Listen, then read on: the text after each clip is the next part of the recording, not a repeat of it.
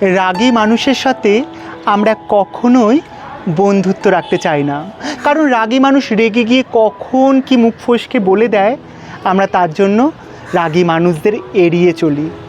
কিন্তু বিশ্বাস করুন, রাগী মানুষটা একটু অন্যরকম হয়। কেমন হয় জানেন?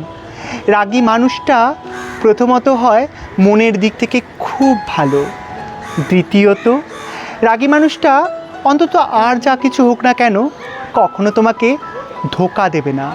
তৃতীয়ত, রাগী মানুষেরা মনের দিক থেকে ভীষণ ইমোশনাল হয়। চতুর্থত, তারা সবার জন্য সব কিছু করে, কিন্তু সবার শেষে বদনাম শুনতে হয়।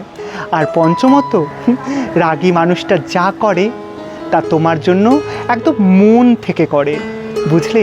তাই রাগী মানুষটাকে কখনো অযত্নে রেখো না, রাগী মানুষকে কখনো তার বন্ধুত্বের হাত থেকে ছাড়িয়ে নিও না।